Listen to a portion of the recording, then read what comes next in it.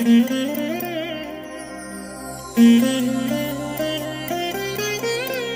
దినం పరము నుండి దిగివచ్చు మాట, ఇది నీ జీవితానికి వెలుగుల బాట, నీ ఒడిలో ఉంచబడిన దీవెనల మూట, అద్భుతాల ఆనంద ఊట. డిసెంబర్ 22 సంవత్సరమంతా మీరు బైబిల్ చదివి ముగించడానికి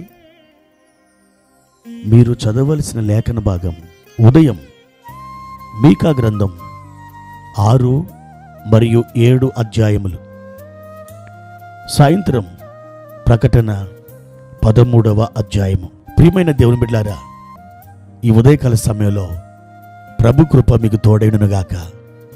ఎలా ఉన్నారు ప్రియులారా? బాగున్నారు కదూ? ఎన్నో సమస్యల గుండా మీరు నడిచి వెళుతున్నట్టున్నారు. కొన్ని పోరాటాలు మీ జీవితం మీద దాడి చేస్తున్నాయి కదా. సమస్యలు సమస్యలు సమస్యలు, నిరీక్షణ లేని జీవితాన్ని ఈ దినాల్లో మీరు గడుపుతున్నట్టుంది కదూ. అయితే మీకు ఒక శుభవార్త చెప్పునా? ఆ శుభవార్త మరేమిటో కాదు, యేసు ప్రభు, ఆయనే శుభవార్త. సకల సమస్యలకు సమాధానం ఆయనే. నీ చీకటి పటాపంచలు కావడానికి కారణం ఆయనే. నీవు నీ దైనందిన జీవితంలో సంతోష సమాధానాలు అనుభవించడానికి కారణభూతుడు ఆయనే. నీ ఆటంకాలు కూలిపోవడానికి కారణం కూడా ఆయనే. విడిపోయిన నీ కుటుంబం మరలా ఐక్యపరచబడ్డానికి కారణం కూడా ఆయనే. ఆయన తట్టు నువ్వు చూచినప్పుడు నీకు వెలుగు కలుగుతుంది, నీకు నెమ్మది కలుగుతుంది. నిరీక్షణ లేని లోకంలో ఏకైక నిరీక్షణ కేవలం యేసు ప్రభు మాత్రమే. ప్రియా దేవుని బిడ్డలారా, ఈ ఉదయకాల సమయంలో ప్రభువారిచ్చిన ఒక వాక్యాన్ని చదువుకుందాం. 31వ కీర్తన 4వ వచనం. నా ఆశ్రయదుర్గము నీవే, నన్ను చిక్కించుకొనుటకై శత్రువులు రహస్యముగా ఒడ్డిన వలలో నుండి నన్ను తప్పించుము. ప్రియమైన దేవుని బిడ్డలారా, ఈ వాగ్దానం ఈ ఉదయకాలం ప్రభు నీ కొరకే ఏర్పరిచాడు. ఇక్కడ నీ ప్రతినిధిగా, నీకు బదులుగా దావీదు దేవునితో చెప్తున్నాడు, నా ఆశ్రయదుర్గము నీవే. ప్రియ దేవుని బిడ్డలారా, శత్రువులు తరుముతున్నప్పుడు వారి నుండి తప్పించుకోవడానికి పరిగెడుతున్నటువంటి ఆ మనుష్యుడు చాలా దూరం పరిగెత్తుతాడు. అతడు భూమి మీద ఎక్కడికి పరిగెత్తినా శత్రువులు తప్పకుండా వెంటాడి వేటాడి అతన్ని చిక్కించుకొని ఈ భూమి మీద నుండి అతన్ని లేపేస్తారు.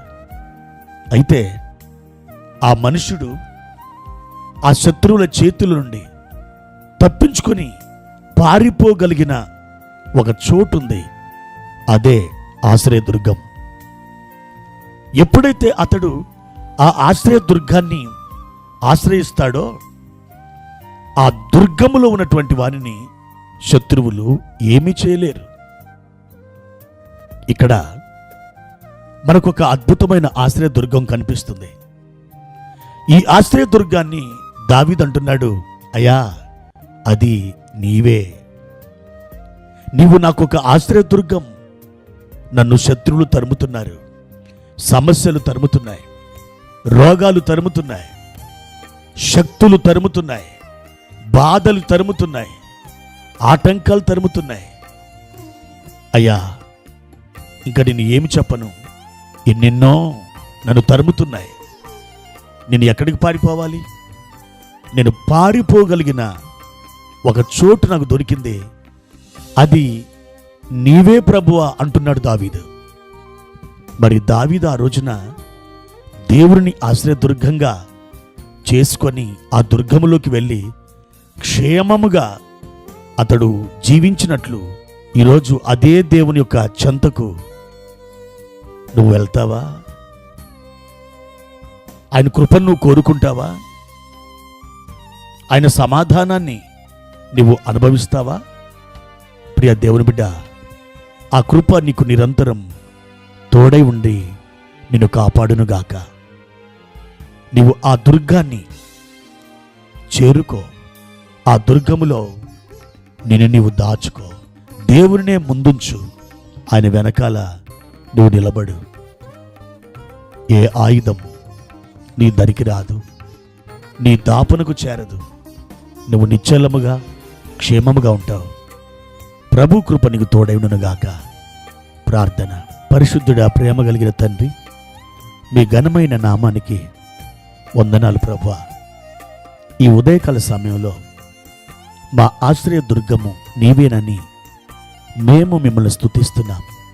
మా తండ్రి, మీ కృప మా పట్ల అధికమగునుగాక. శత్రువులు తరుముతుండగా మేము ఎక్కడికి పారిపోగలం? మేము పారిపోగలిగిన ఒకే ఒక చోటు, అది నీవే ప్రభువా. నీలోకే మేము వస్తున్నాం. నీలోనే మాకు నెమ్మది, సమాధానం, ఆనందం, ఆరోగ్యం. మా ప్రభువా, నీలో ఉన్న మాకు తండ్రి ఎంత కృప మేము పొందుకొని ఉన్నాం.